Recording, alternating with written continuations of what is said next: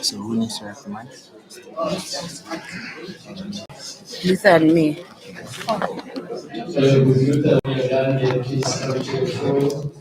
Okay.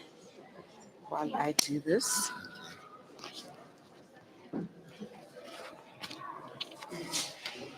Poet, activist, Artist, activist, poet, yeah. Anything. I'm not a fussy. I don't have drama about.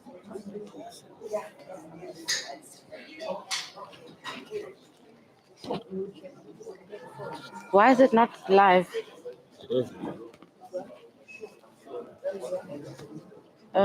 It's not. No, it is. Maybe it's just that lag. Do you think so?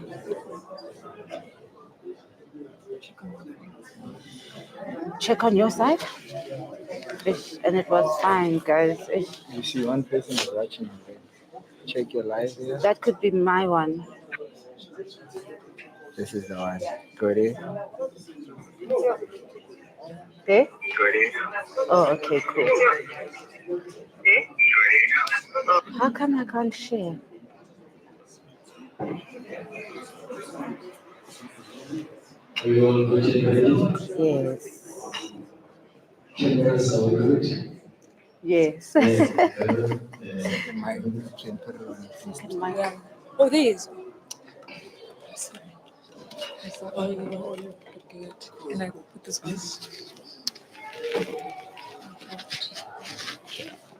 Okay. Good.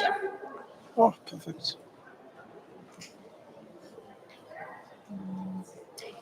I usually don't write intros because I introduce authors here at home.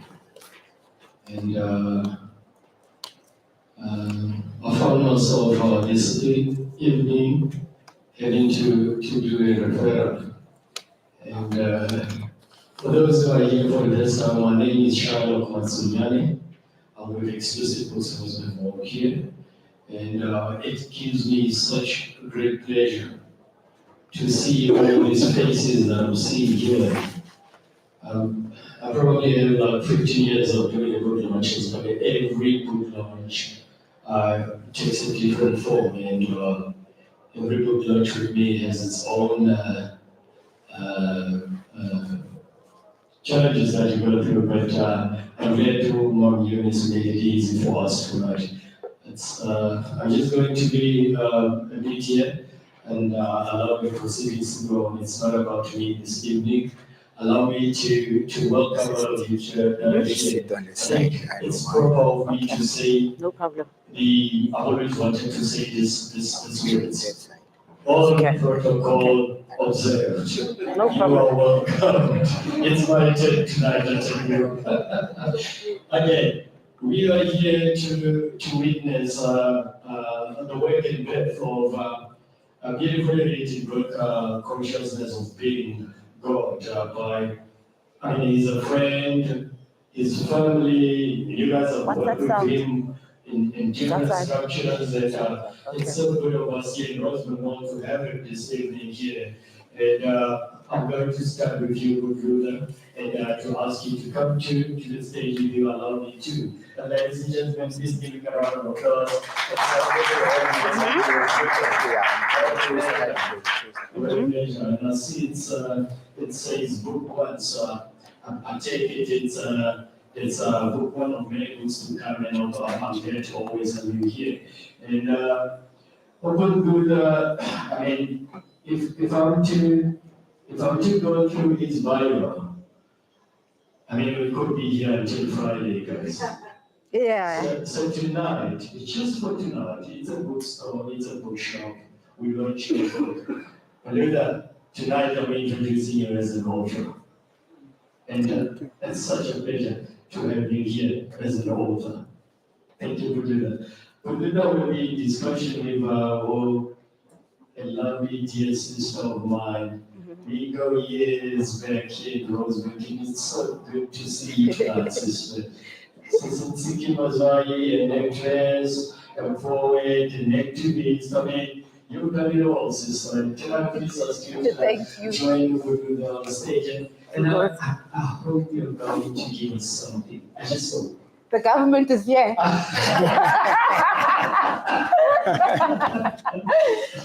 Molweni.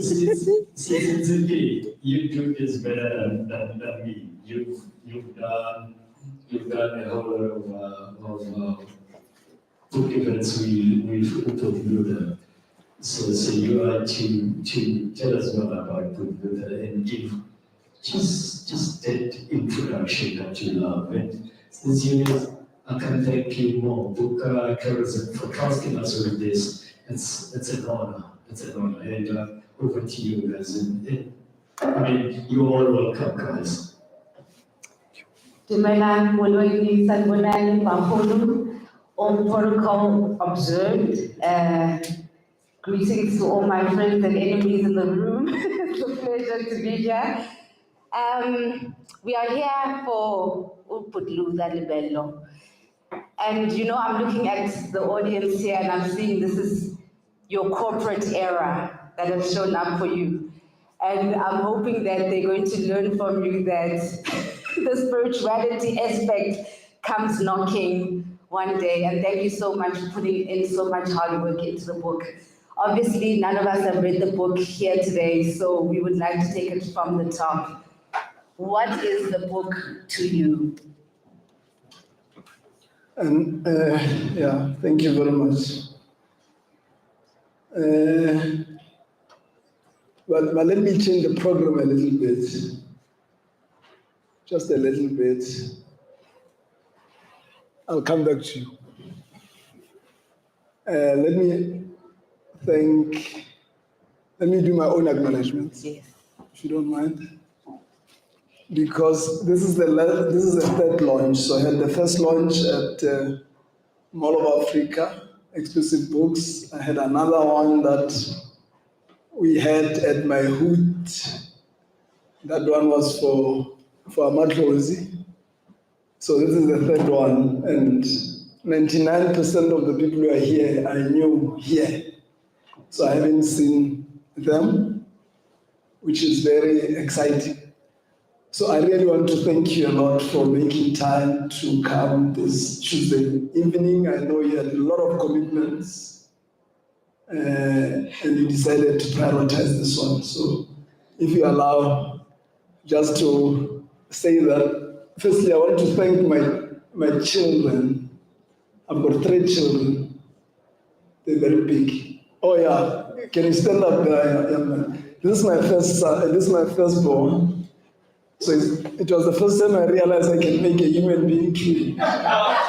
So I always honor that. Thank you, boy. And my daughter, come here, my beautiful daughter, and people must see my production machine. This is my daughter, Khali, and I've got a young man there at the back, Botlokwa, that's a 13-year-old. So I'm starting with them, and I can acknowledge all of you here because all of you are either here as friends or as colleagues. But there is one few that I want to acknowledge. On my far left, I've got the Minister of Small Business Development, Minister Stellanda Beni Abrahams. I'm acknowledging her because, not because he's a minister, it's also because he's my boss. You know, I'm the chief of staff in her office. So it means my children must know that the reason why they're having food is because she's paying me. So that's why I must start acknowledging her first.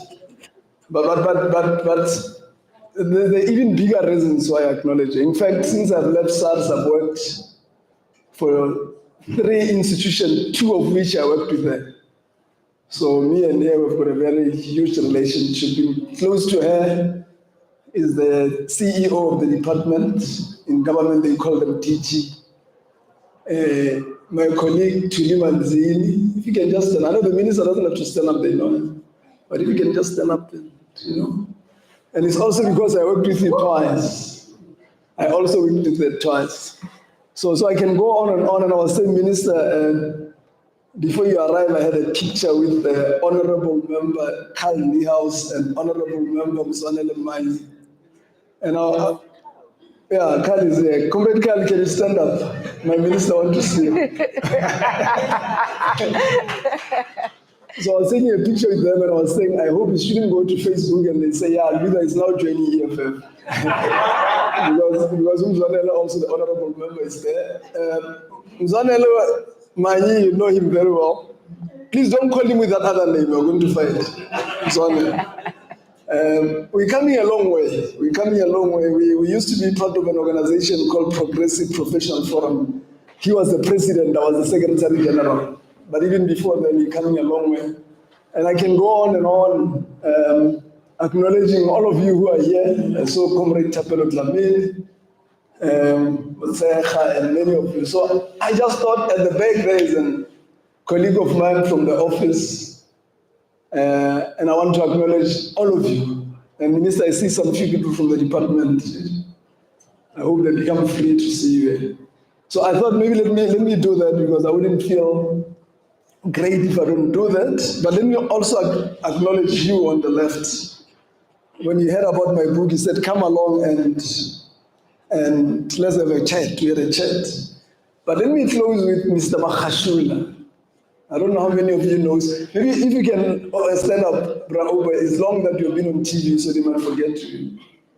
Yeah, this is Obama Khashula. Obama Khashula, I talk about him in the book, by the way. He's the first black, and somebody said I must stop this thing of first black. Yeah. And Ziggy, don't call me, allow me to be myself.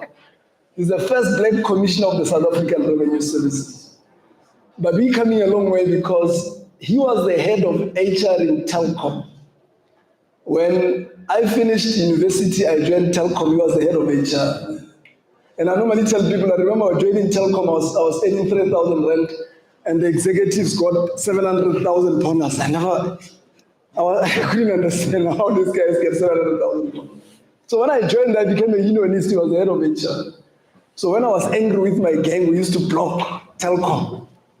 You know, he'd always call me and call me to order. So when he went to SARS, we went together. So we're coming a long.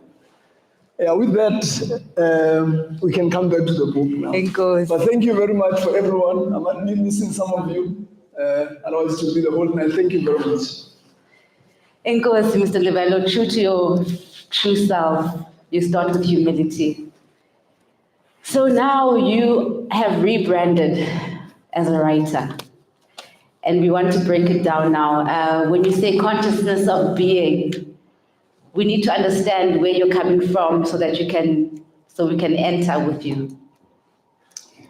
Yeah, and maybe I must start by saying, how did I arrive writing a book? Because I didn't plan to write a book. A couple of years ago, by some fate, I became an executive at SARS and I became a spokesperson. So I was a little bit popular at the time. But the universe has got its own plan, so it humbled me. It took me from a high horse and put me down. And I was forced to resign, and I resigned. And as a consequence of resigning, that's a funny thing. When I was a spokesperson and I was in politics, I used to run this very powerful branch. I used to have a lot of friends. I used to pick calls that I take because there were too many calls. But after I resigned, there was no call coming. And from time to time, I must check my phone when I was waking because it was very unusual. But what that did is that I resigned, I stayed at home. I was very busy at that time. And it was the only time that I realized that the only important people in my life, maybe the first important people in my life is my family, because at that time it was only me and my family. Those are the only people who would check me, But what that did was that I had no one to talk to. So I looked for somebody to talk to, there was no one. And after a month of having no one to talk to, somehow I happened to start talking to myself because there was no one to talk to. There was no one to talk to, and the only person I could talk to was myself. And secondly, there was no place to go. When because there was so much noise. This guy state capture and Moyani's hitman and blah, blah, blah. So when you resign all the papers, the hitman, and Sar said this guy called Edward Kiswetu loves TV too much, and he goes to TV every day, and every day when he goes to TV, he says, I'm fixing, Moyani and that Luther guy destroyed SARS. So you reach a point where you feel that I'm sure the world doesn't want me. I remember a friend of mine who also was forced to resign. He called me and he said, this thing is so bad. I'm walking in Devon in a beach and I can see people are looking at me. You start to feel that people are looking at you, but poor people are not looking at you. But it's ingrained in you. And because of that, I hated going out.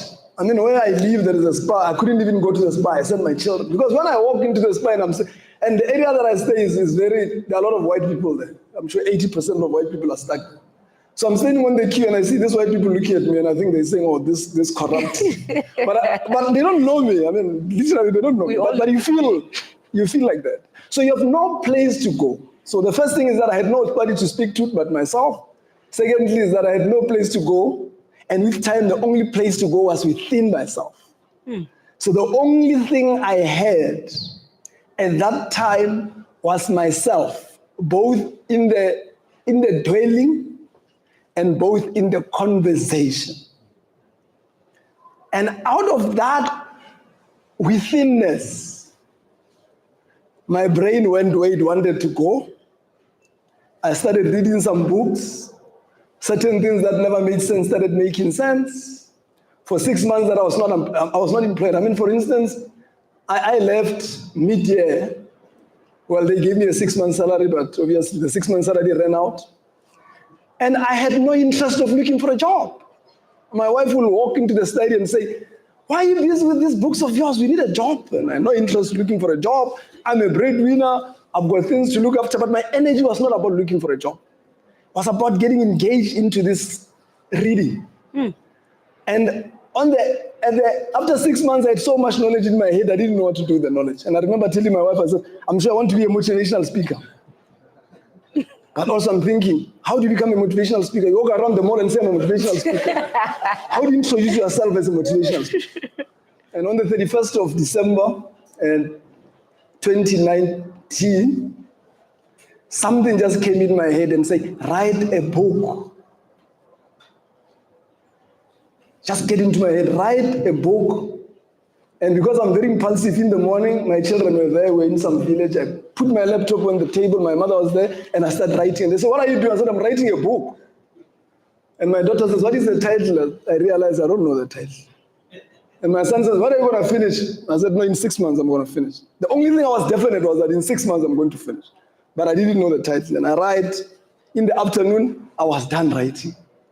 I only wrote 2 pages. I've got no idea what to do. To cut a long story short, after a few days, something happened and I wrote a little bit. Then I wrote a little bit, and I wrote a little bit. But let me tell you a funny story. When I finished with my book, it was 1,100 pages of writing. Sure. And there was a conversation that there is no machine in South Africa that can print this book. So I had to edit this book back to 670. If you think this is big, then you must know that there is almost half that has been cut out of this book. But in the midst of that writing, I was working for this minister here. And I don't know how many of you worked for her. And I know I'm risking her. But when you work for her, you don't stop working, because she doesn't stop working. And I have to proceed trying everything else in the midst of that. And somebody asked me, when did you get time to write? Under the circumstances, I don't know.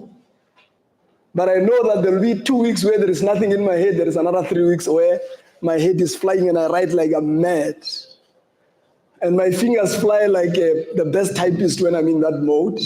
And when I'm off mode, my fingers just become normal. I type like so it's a funny thing that, and I thought, let me give you the background. So I call myself an incidental writer, because then I found myself having written a book.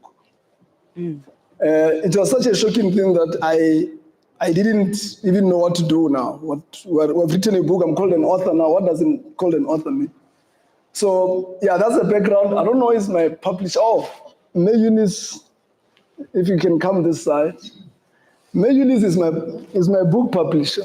And I said in one launch that if you want to write a book, every time after the launch, people come to me and say, hey, Chief, I don't know how you finished your book because I'm still writing. I'm on chapter 3 and it's 10 years now.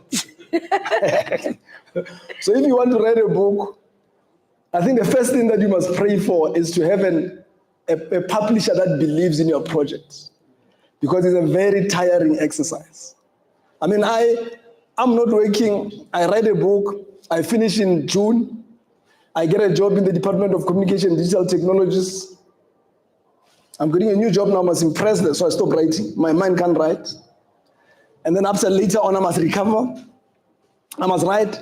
At some point, I'm asking myself, what is the purpose of writing? I've got a job now. I must focus on my job. It's a journey. If you don't have somebody who believes in your project and keep reminding you and start making you imagine addressing people like this, because she used to say, Luther, just imagine launching your book, So please, if you can just stand up, and I want you to give her a hand of applause, because I would not have been here if it was not true. Yeah, so that's the long story about the book. What the book is about. The book is about, so this is the discovery I made. So the book is divided into 4 sections. Section 1, actually section 1 starts with the preamble. I talk about a little bit of my life. I remember when I was writing, I didn't want to talk about my life. And the publisher said, but Luther, you have to talk about your life. I said, no, I don't want to talk about my life. And she insisted I talk about my life. So I wrote about my life, and my life went to 200 pages. And I said, people will read my boring life before they get to my book. No, I can't write about my life. And she said, cut it. So we cut it to 70-something pages. So I touch about my life a little bit. And among the interesting things of my life, and I like sharing it, is that, you see, I at the age of 14, we couldn't stay with our parents. I've got a little brother. And at the age of 14, I had to mend so I ran a household at the age of 14. In a very, very poor household. It was me 14, my brother was 11, and then we did that until I got to matric. And then when I finished matric, I wanted to go to university. And my father promised me heaven and earth. When I finished matric, my father didn't have money. And I didn't believe this man didn't have money, because all these years he was promising me that he's putting money for me. Which later I realized it was good, because he convinced me to work hard, thinking I'm going to university. And when I finished my matric at the age of 18, I then said I'm going to look for a job to put money to go to university. And at my age, I mean, I'm quite old. At my age, when you pass matric, you're told that you're going to work in an office. So the first thing that I do is to look for a job in an office, open. And after 6 months, I realized the world doesn't work like that. You must look for a job. And I got a job as a petrol attendant here in Four Ways Gardens. Next to Four Ways Mall, there's a place there. So they call me, got a job.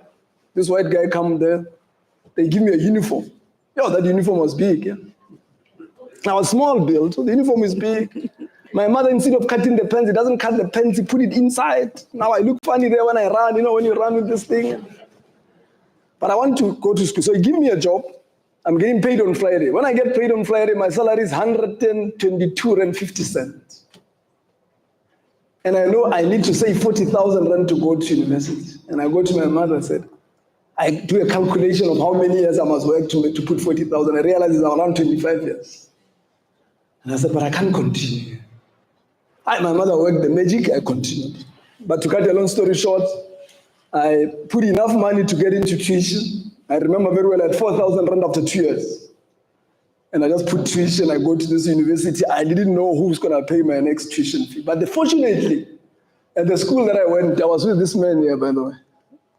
Mutsecha, Moshe, a very good comrade of mine. When I was as the chairperson of the ANC Youth League, I was the most rich chairperson, because he used to sponsor us, this man. Now I can say it now, nobody's going to touch you now. You are sitting closer to the commissioner of SAR, the former.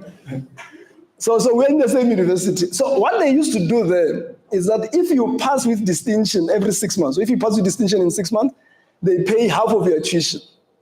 If you pass another distinction, they give you the other half. And that's how I survived. So I studied there. I had to pass with distinction every 6 months, not as an achievement, but as a hustle.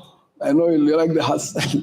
As a hustle. So that was my hustle. So I knew that I had to get distinction because otherwise I won't go to the next class. That's how I survived. So shortly, that's a little bit of my life. I talk about that in my book a little bit. And I'm saying this with the youngsters here so that they're being encouraged. You know, when you've got children like ours, when you tell them this story, they say, oh, that's bad. You know, it's like, why is that possible? You know, they don't see that happening. So yeah, so my book then deals with what we call quantum science. When Mr. Makhashula was in hospital, he called me and said, send me your book, I'm here bored. And I knew that he doesn't know what he's asking. Because when the book arrived, he said, oh, this is a private. I'll get out of hospital reading this book. So the book starts with what you call quantum science. So in the reading of this book, when I was bored and I didn't know what to do, I read some books about quantum science. I got excited. I've never went to a science class in my life, but I got so excited about quantum science, and I read that, and I stopped. The books ran out. Then I read other books about a guy called Hermes. The surname is a bit complex. He's a philosopher. You'll know about the 7 hermetic laws of the universe. I read about that, then I stopped. And the quantum science conversation in that connected into something else. And that something else was the following. Well, let me start what the quantum science told me. The quantum science told me that in 1867, a guy called Michael Faraday discovered that Newton was wrong for thinking that the universe is made out of physical things. So Michael Faraday discovered that the thing we think is a gap between me and her is actually energies. You call it electromagnetic fields. So he discovered that in the thing that we see as space, there's no space. There is electromagnetic fields. In other words, there are fields that have got electricity and are also magnetic. And remember what Newton said. Newton said, no. We're made out of physical things. In between us, there is a void. And Faraday discovered that is not true scientifically. That was 1867. But of course, the Newton theory has to be held because universities are built through that syllabus.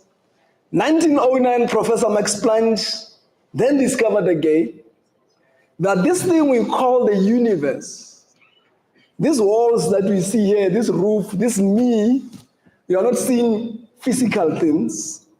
You are seeing electromagnetic fields with a mind. So in other words, the universe is an electromagnetic fields which can think, which has got consciousness. Wow. So everything in this earth is nothing, whether it's a dog, or it's a rock, or it's a tree, or it's me, it's nothing but little brains that keeps thinking. And he called it a conscious and intelligent mind. So he said a universe is a conscious and intelligent mind. But he further discovered that this conscious and intelligent mind, not only can it think, but it creates things through mind. Right? It creates things in its own image. So if it imagines something and it holds on to that image, that thing gets created in a physical form. That is what Professor Max Planck discovered, and he got a Nobel Prize in 1909. But the story is there. So others discovered. Neil Bohr, you know the story about Neil Bohr, the quantum entanglement, when that Einstein said it's a spooky at a distance. So that is what you discovered. When I read the 7 hermetic laws by Hermes says the fundamental law of the universe is that the universe is mental.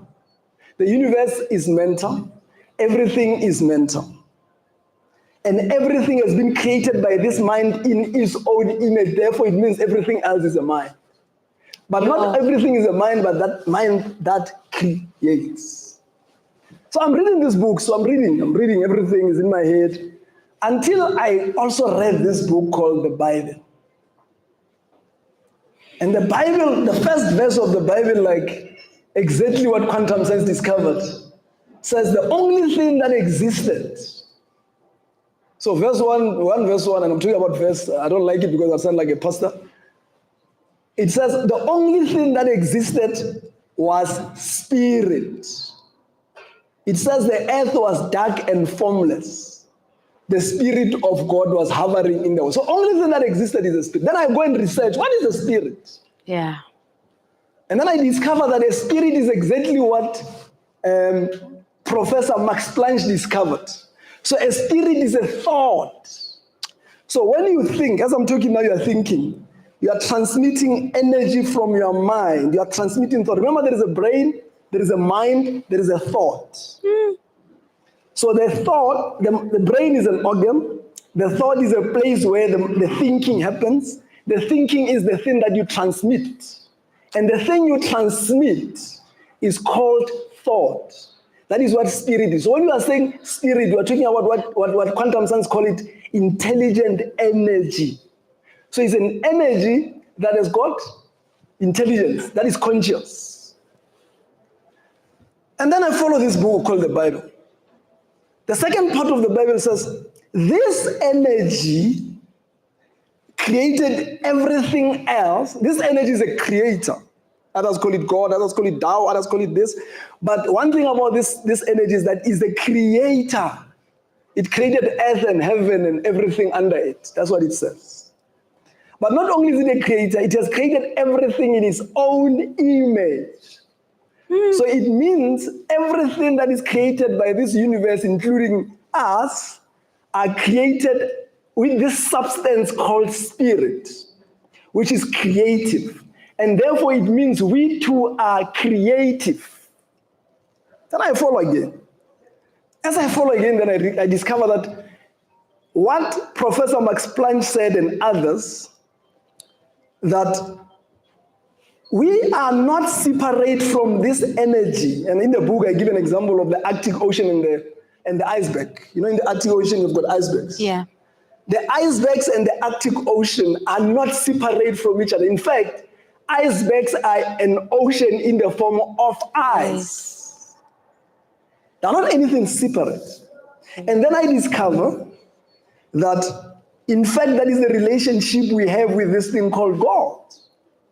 Our relationship is that we are the very same God in a flesh form. And then I was shocked and I thought, does it make sense? Then I perused this book, and this book says, God, I pray that they must know that as you are one, they are also one with us. Okay?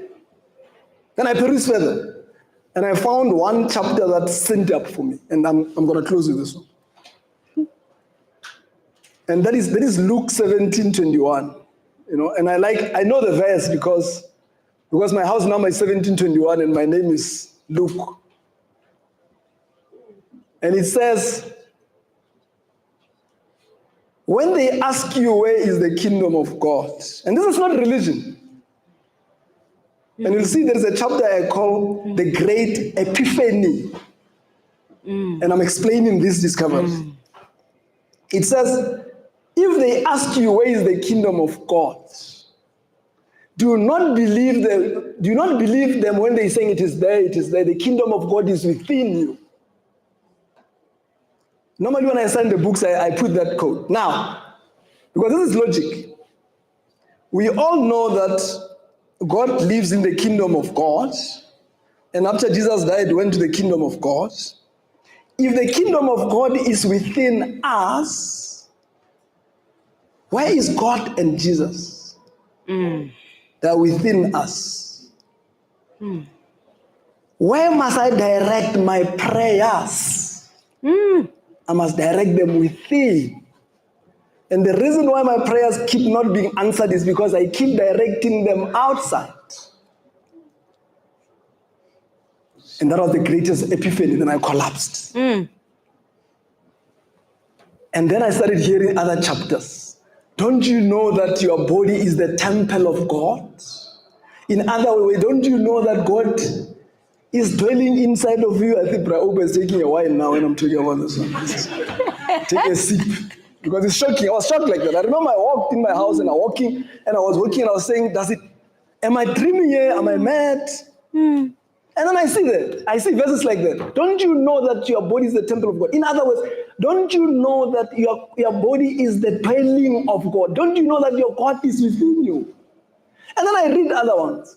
I live within my children of Israel. And then I read another one, John 1 verse 1. It says, God was manifest in flesh, witnessed by the Spirit and living among us. And then I read another one. The mystery of godliness. God was manifest in flesh. And then I was paralyzed. Do you see how I started writing a book? Yes. And that time, remember, I don't have friends. My friends are not calling me, so I can't talk to anyone. And then the only place I could also further go was just to write. And I started writing. By the way, when I wrote, and my publisher is here, when I wrote, my first manuscript was 110 pages.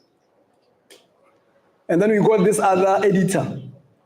You know the editor, the book editors, I hope there's no book editor here. And I must address them one day, you must call me to the editors. I write a book. Now they hear that you're a first-time writer. You know what they do? They rewrite your book. Yeah. And this is what destroys artists. Yeah. I remember this guy, so I write and say, everything that has happened in your life, everything that is happening in your life and everything that's going to happen is an outcome of the beliefs you have accepted as true. He says, no, it's 90%. Then we had a conversation, we agree, we fire that one. We hired another one, and then I said to him, this time we need a white person. We got these black people, the Bantu education language is messing them up. We get a white person, became worse. We fired that one. And then we decided that maybe we must get journalists. I get a journalist. This guy is editing my book. He has got a timeline to finish and he calls me and he says, I need a 3 weeks break because I've got a mental breakdown from your book. No, I'm not exaggerating. My publisher is here. I wrote us an email. And I've already set time to publish the book. People are having mental breakdown. And then he finishes. And I look at my book. I couldn't identify that book. I took a conscious decision that this 1,100 page book, I'm going to edit it myself with my Bantu education. And I did my Bantu education. When I read it, I found that no, somehow Bantu education survived because the book read very, very well. So that's the concept about my book. So when the book is called Consciousness of Being God, remember I said the only reason your prayers are not answered is because you are not aware that you are the responsible person for your prayers. You think your prayers must be answered by some guy in the sky or some guy in the temple. But by the way, the same Bible says, what does it say? It says the place of God is not built with human hands. Yeah, it said the residence of God is not built with human hands because it's inside. So we are God in a human flesh. Right? We are God in a human flesh. That's the conclusion I found. And the reason we are not behaving like God, the reason we are not committing miracles like God, is because we are not aware that we are God. And because a man can be what he thinks, that verse, what does it say? Because as a man thinketh, so he is. If you think you are not God, therefore you are a limited being, you can only bring limitation. So consciousness of God is to bring awareness into you that you are this God, that you are looking outside of yourself, because by being aware that you are God, therefore there is nothing impossible with you, there is nothing that is going to be impossible with you. Because as a man thinketh, so he is. Do you get it, title? We get it. And I'm not saying I agree with it. I'm just giving you a logic. So the book, by the way, I dreamt the title. And I'm saying this with arrogance that I'll fall from the chair if there is any title like this in the whole world. Because it means my dreams misled me.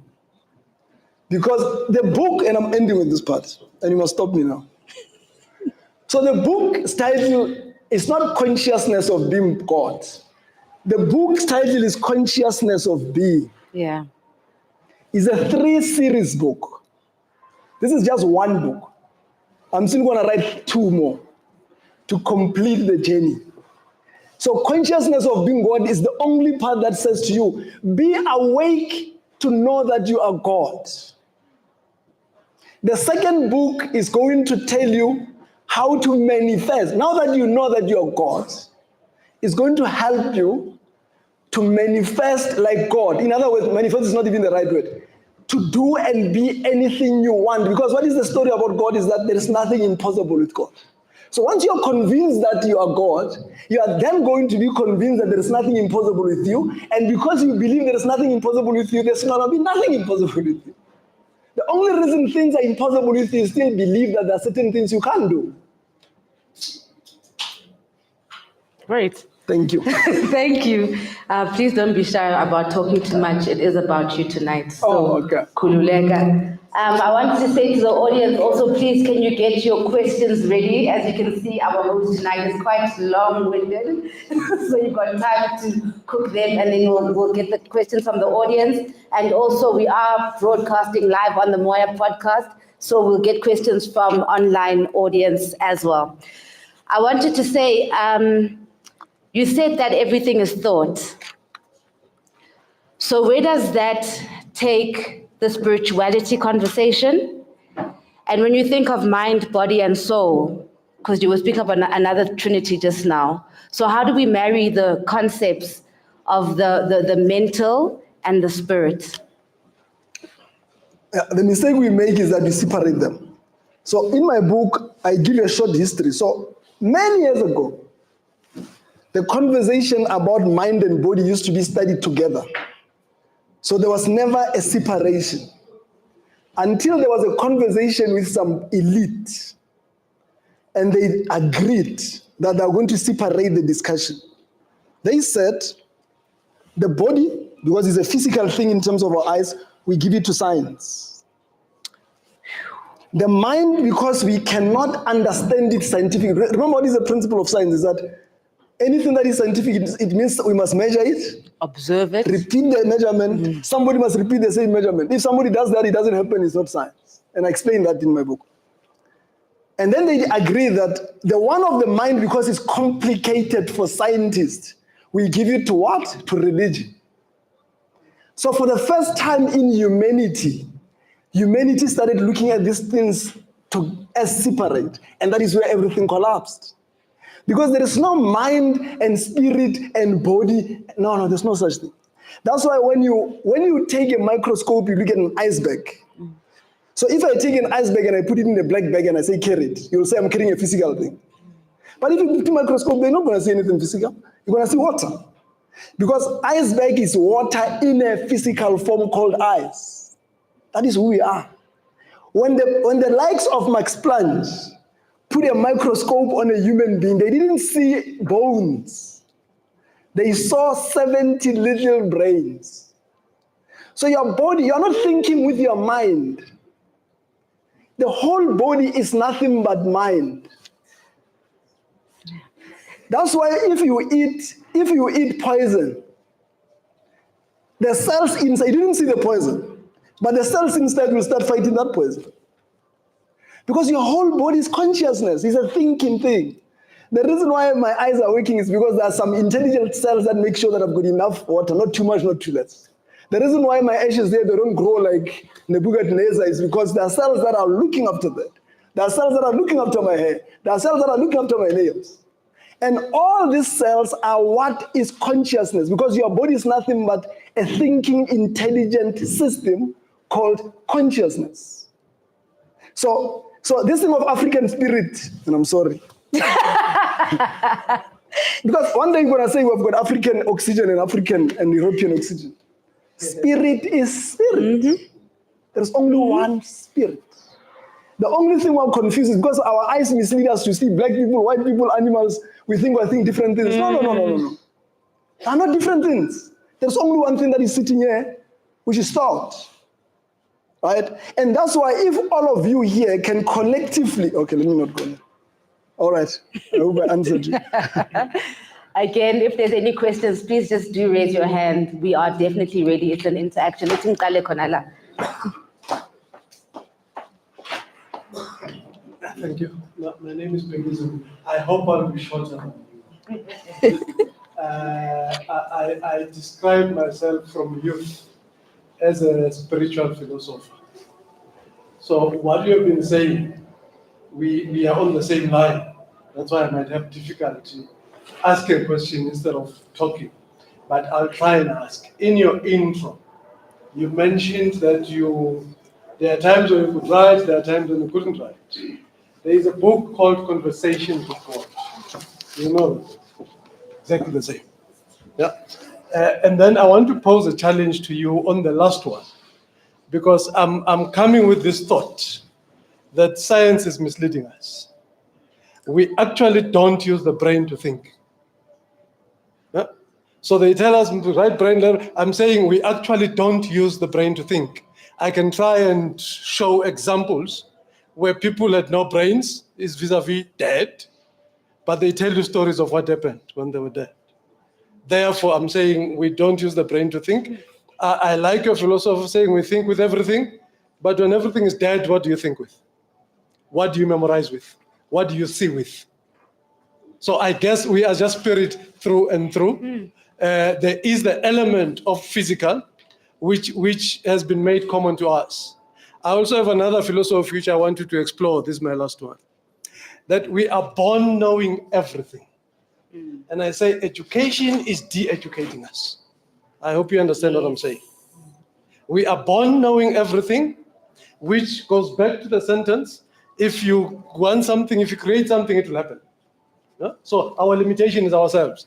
I'm saying the world, the earth, or the people, the clever people who got clever before us, realized that power and started working against us with this philosophy that you can't know something that you have not been taught, or else we're born knowing everything. I would appreciate your comment on that. No, you can't clap hands for him because he didn't clap for me as the author, you know. But thank you so much for Conversations with God. I think I've bought that book 5 times because every time I buy that book, somebody comes to my house, we talk, I give them for free, and I buy again. Sorry? Yes. I actually have it in a pack of the 3. When I wrote my first manuscript, and I say it in my book, not the final one that I sent, but I wrote one after 4 months, and I went and read it. I couldn't hear what I was writing. It was a funny thing. I had to start from scratch. In the break, I read Conversations with God by Donald Walsh. That's one of the most powerful books I've ever read. Of course, the greatest man that changed me is a guy called Neville Goddard. He wrote 10 books. I bought 10 of them from Take a Lot. It's this thick. I read 10 books of that guy 10 times. And I felt I was getting mad. And I stopped. But Conversations with God, I'm not going to talk much about that. It's one of the most powerful books. It has 3 legs. The only problem with education is that it works anti-clockwise to our brain. So our brain is not meant to absorb. When you make it to absorb, you are making it tired. Our brains is meant to fire. So these electronic magnetic fields, all they do, when the scientists put microscope, they see something like, I don't know whether you've seen it, you might have seen it on YouTube. If you go and Google the electronic magnetic fields, you're going to see certain things like firing like that. That's how our brain works. That's why our brain gets excited with new things. Because it is meant to fire. It likes imagining. You know, if you ask somebody here who has never been in China, I can tell you they can imagine China. Actually, the example I normally make is, if I say to you now that when I passed Mall of Africa, there was an accident in a taxi and people were outside, they fell. You know what your brain is going to do? It's going to see a white taxi and it's going to see black people. That's how our brain works. Because it gets excited by that. So it is imagining that the taxis are white and there can't be people like Carl there. There can't be white people in a taxi. So it makes those conclusions for you because it's meant to fire. The problem with education is that our children are put there with a brain that wants to fire. There is somebody in front of them who's screaming the whole day and forcing them to absorb so that at the end of the term, they must reproduce like a sponge. And those who cannot reproduce because their mind is not like that, they are artists who see things differently. They are told that they are dumb and they're not going to go anywhere. And because as a man thinkers as he is, they definitely become dumb and they start cleaning our gardens. Not because they're dumb. It's because they've been made to believe they're dumb. They've accepted themselves to be dumb. They manifest dumbness, if there is such a thing. So when you date, and it's a very important question, remember this. Every thought that was ever thought exists in the universe. So there is no thought that dies. So every thought that you have ever made and every thought that any other human being has ever made since the arrival of human beings still exists there. And when people ask me whether witchcraft exists, I said, yes, it exists. And if they ask me, it exists, and I change, I said, it doesn't exist. Because remember, everything else exists. Because you can manifest everything else. So if you want to manifest witchcraft, you can manifest witchcraft. And witchcraft is going to be all over you. Because you are manifesting the thoughts that have existed. If you want to manifest wealth, you'll manifest wealth. If you want to manifest like me, I want to be the Commissioner of SARS, I'll manifest the Commissioner of SARS because there was a thought of the Commissioner of SARS. So everything that has ever existed in thought, it is there. The only difference is that you manifest whatever you want to manifest. You know the concept, and I write in my book, there is a chapter called The I Am, that I am. And I think the chapter is called The No Thing God, but the All Things God. The I am that I am means I am nothing but that which you assume of me. So if you assume poverty, I'm poverty to you. If you assume witchcraft, I become witchcraft to you. If you assume illness, I become illness to you. If you assume good health, I become good health to you. So I am dead. And what is dead? That is nothing. It's any other thing that is there for you to manifest. And I hate this because I've been a politician. When I was in COSATU, I used to give long lectures about politics. And all I used to do was to blame white people until I wrote this book. And I realized something else. But I'm not going to say it because I don't want to talk politics. There's more questions this side, Mr. Luther. Thank you. I'm glad I'm here, actually. Never got it. Did you read The Law and the Promise? 10 of them. Sorry? 10 of them. I read 10 of them. The Barbados story. You probably read about it. I also want to ask, in terms of manifestation itself, because you mentioned like literally the consciousness of being itself is like literally the first part. There's going to be the second as well as the third. So, I just want to know as well, like literally when it comes to manifestation, how do you manifest stuff? How do you manifest physical reality yourself? Because Neville Goddard himself, he speaks about the law of assumptions and things like that, as well as the impact of the subconscious mind. Because in the past myself, I won't lie, whatever you spoke about, like literally I can be able to relate with, and it's quite true. Energies, frequencies, vibrations. There were times in my life, like literally I used to be petty, I used to manifest like a text from my ex-girlfriend and stuff like that and send some telepathic messages. And like literally in the next 2 days, like literally she would call me, you have no idea what I've done. You see what I mean? So I want to understand, like literally, how do you manifest yourself And how do you know you are actually on the perfect vibrational frequency? And then you know that that physical reality is going to happen. Obviously, nobody knows when is it going to happen and how is it going to happen. But you are sure that it's definitely going to happen. Thank you. Before you answer that, can we just get the second question? Thank you. My name is Christo. Thank you for your book and your presentation. I think what you're saying today was, I think, something I've always been saying to people, and I think you're just echoing what I've been saying. But as you were speaking, two things come to me, and I'll come to the question. I think two scriptures, Acts 17, where Jesus says, Paul actually says, in you we live, we move, and we've got our being. So repeat that. Acts 17. Paul says, in Christ, we move, we live, and we've got our being. But as you are exploring the dynamicity of human being, Psalms 139, comes to being to say we are wonderfully and fearfully made. This stuff, Psalms 139, it says we are wonderfully and fearfully made. So my question to you, and you mentioned consciousness. Steve Biko speaks about consciousness, black consciousness. And throughout in the 80s, 70s, he speaks about the black man, you're on your own, black consciousness, that was he was preaching. The consciousness, and I think you touched on the consciousness, but a little bit, I want you to explore and go deeper in terms of consciousness and spirit. Because there seem, especially among black people, we haven't tapped into our consciousness and the spirit. And I don't want to even tap into African spirit. It's something else which I don't even, believe and but I respect people's belief. The black consciousness that we, and black consciousness vis-a-vis this thing called white supremacy.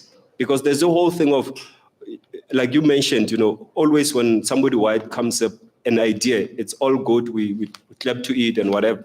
There's this black consciousness, kind of be it inferiority, but there's the white supremacy, whatever that, and the white supremacy goes with the white supremacy truth.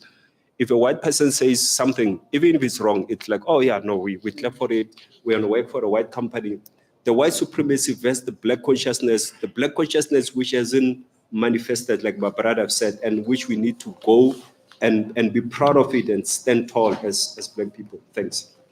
Thank you. That's more about the impact of colonialism on our consciousness. Over to you.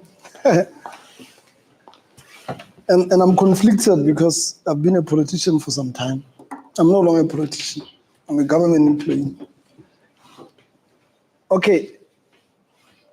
I don't know how many of you read a book called The Secret. Just by show of hands, I just want to have a sense. Oh. And I don't know what I'm allowed to say this. The problem with that book and many books that are like it, and I'm saying it in my book, by the way, is that it says you manifest your thoughts. And then people go in front of the mirror and say, I want a BMW every morning. And they end up saying, but it's not working. No. You don't manifest your thoughts. Okay, maybe let me explain it this way. When you think, two things happen. When you think,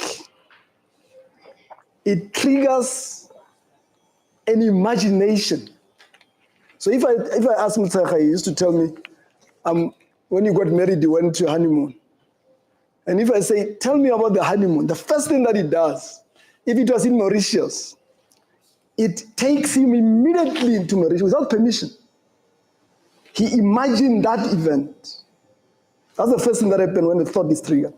The second thing that it does, it triggers the emotion related to the event.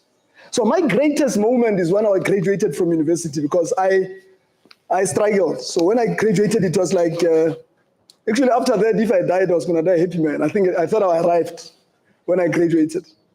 If you ask me about my graduation, immediately now that I've spoken about my graduation, two things happen. I can remember the hall that I graduated. I can already draw the feelings that I felt when I was graduating. That's why when we remind you about sad things, if you're excited and you lost a wife like me and I'm excited and you say, so I hear that you lost your wife, my voice goes down because I imagine her and I imagine the death and then the emotion related to the death. And it doesn't seek my permission. Yeah. So it happened with everything that you do. Yeah. So to say you are attracting a thought is limiting because you don't attract your thought. So what you attract is the following. You attract the thought, the imagination, and the feeling. These three things, you must have them together. And once you have them together, for a long time that they start to become part of you, that is when manifestation happens. So in other words, you manifest your beliefs. Okay, there is a thought. When thoughts are combined, they form a belief. When the beliefs are combined, they form a character. You follow? So when you are saying, if you ask the minister here to explain me because you've been together with a lot, he's going to say, Luther, the problem with Luther is this and that. He's explaining my character. But my character is nothing but a reflection of the beliefs I have held about myself. Because my reaction as Luther, which they get defined later on, is nothing else but the reaction of the beliefs I've held about myself. So if I've got a belief that I'm not a confident guy, I'll be talking to you with my eyes down, right? That is what you manifest.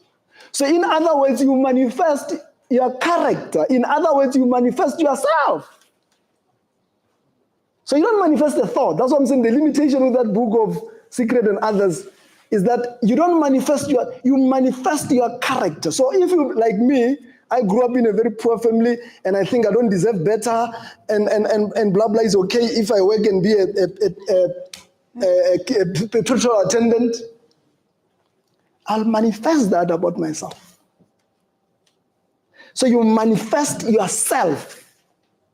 That's why it says, let's create men in our own image. In other words, let's create our belief in our own image because there's no any other way to create but through imagination.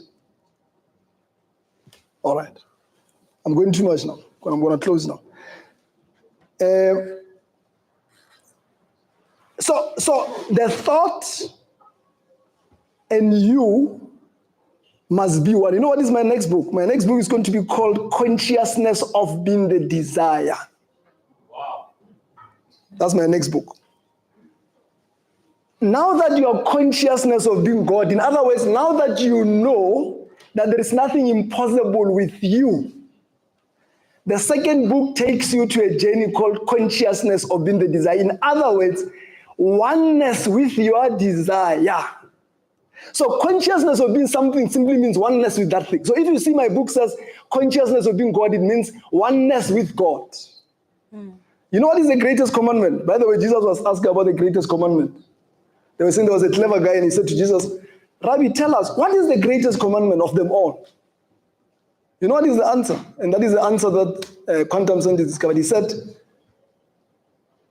"Oh, Israel, our Lord, the Lord, our Lord, the God is one." That's his answer. That's the greatest law of them all. Everything else is one. The universe which you call God is one. That is the greatest commandment. That is why they say, love yourself with all your mind, body, and soul, and love your neighbor. It doesn't talk about love like God, talking about loving yourself, because there's no one else but yourself. So that is the greatest commandment. So for you to manifest, before I lose my thought, for you to manifest is my second book. Your wish, your prayer, you must believe so much in your prayer that there is no any other belief inside of you but that prayer. The moment you reach that stage, the universe has got no option but to manifest that prayer. And that's why there is a verse that says, in the beginning was the Word was with God, the Word was God. In other words, in the beginning was the thought, the thought moved to the universe, and the thought and the universe became one, and the Son was born. That's creation. So that the conversation in that black book is not about other things. It's about creation. It's about how you create. There's nothing there. It's about how you create. The last one,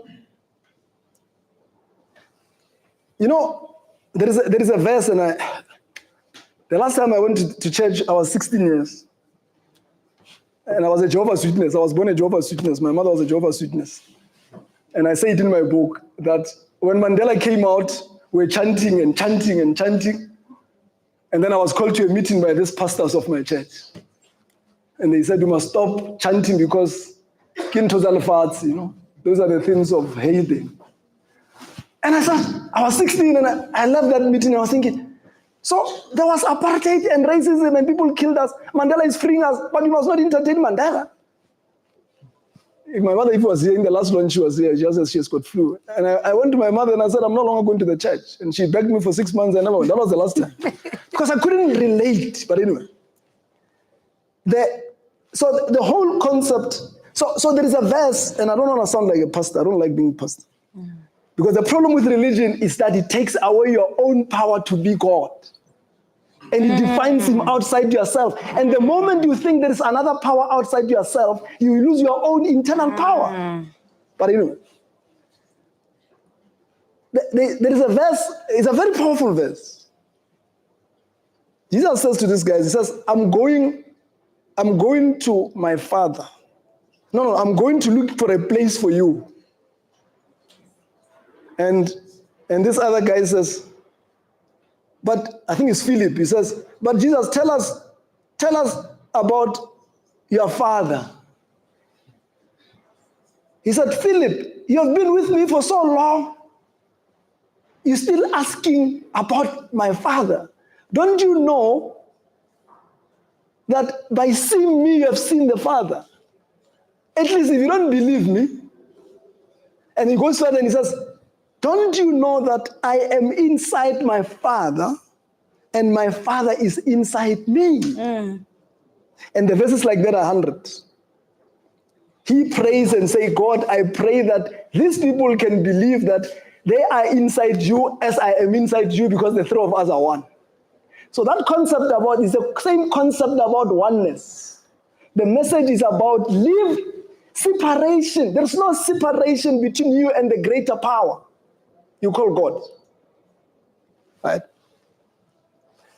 Black consciousness, I'm conflicted. I grew up believing that there is black consciousness. I believe that to win colonialism problems, we must screen at white people. Until I realized that there are countries in Africa where there were no white people, but they are very, very poor.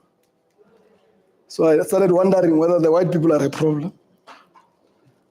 And I came to a conclusion that the problem is that white people made us feel inferior. We accepted the truth. And I'm talking about white people because sometimes I don't know whether Carl is white or black. He identifies as black. Those who know him will know that you get confused with him, whether it's black or white. And because we believe we are inferior, because we believe we are born to be poor, because we believe all these horrible things about us, and because as a man thinketh, so he is, we tend to attract and manifest the very same belief we hold about ourselves. Yeah. That's the conclusion that I got. So I'm saying I'm conflicted because people who have been with me many years, they're going to say, but you used to teach us about black consciousness, so I'm conflicted. Thank you. So we're in the last 10 minutes. Is there a last question from the floor? The book is available from All Exclusive Books, and where else? On the website, the book tourism. Oh, on the book tourism website, not all exclusive books. Mall of Africa, Princeton, this one, and some other ones. But the best way is to go through the website, the book tourism website. That's where the book is. But can I make this last point about Black consciousness? You know, when I was writing the book, something came in my mind. Remember a couple of years ago, there was this theme, Bra Opa, where people used to say black is beautiful. Walk around and say black is beautiful.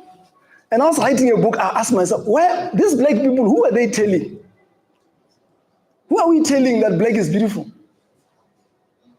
We think we're telling white. Who are we saying black is beautiful? We're telling ourselves. But why are we telling ourselves that black is beautiful? It's only because deep in us we know that we are not beautiful. We're trying to convince ourselves that that's why white people will never walk and say white is beautiful, because they've been conditioned to believe that they're beautiful. Yeah.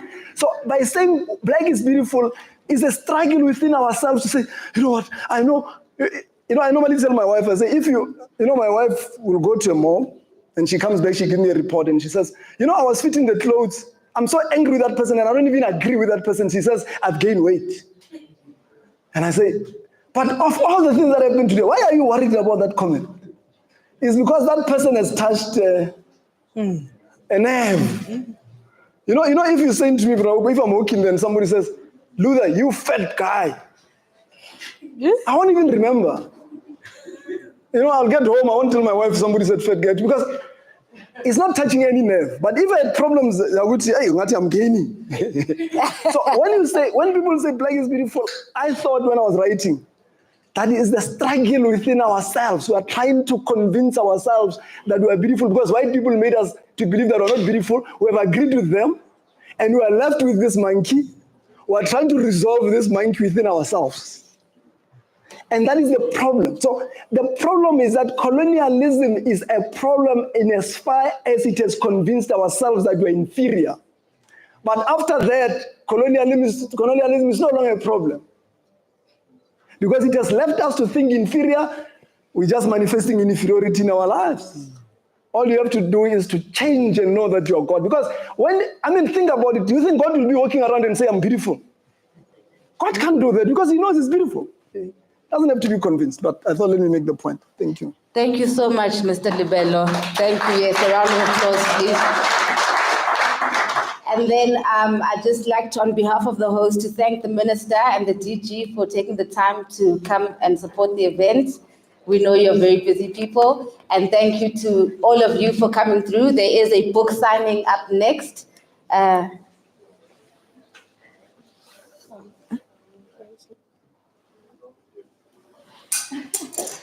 Okay.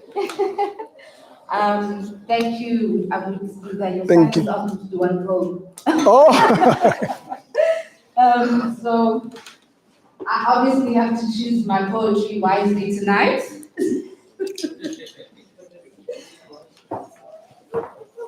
Nabagay Tenisa, Nabalu Mamale, Budama, Mishini, Betting Samaputan, Yaman, Kabana, Lena is not in the Lama.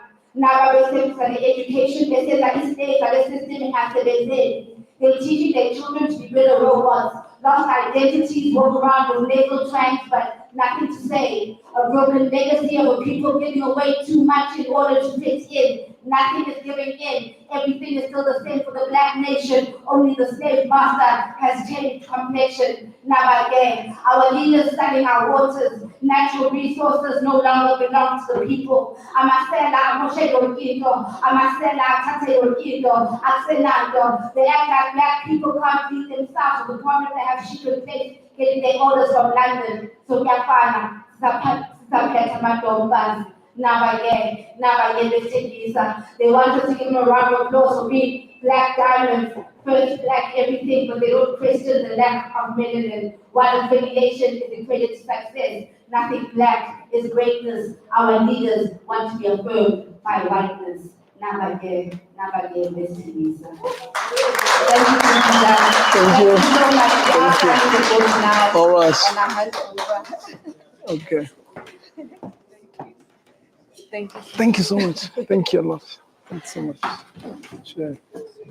Go sit. I do not usually do this, but if we can just all of us stand up, if you don't mind, please.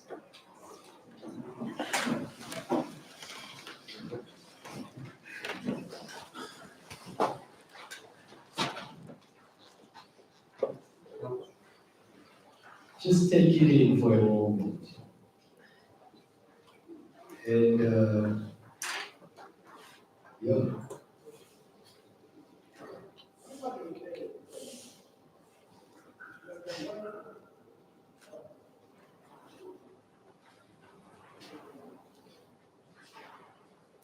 Luther, I can't thank you more.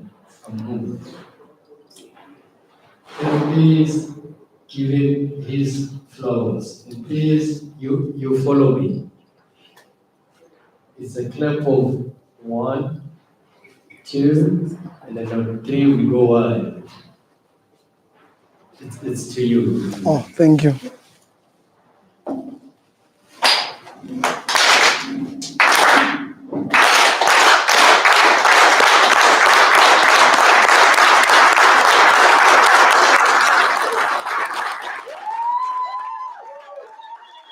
Thank you.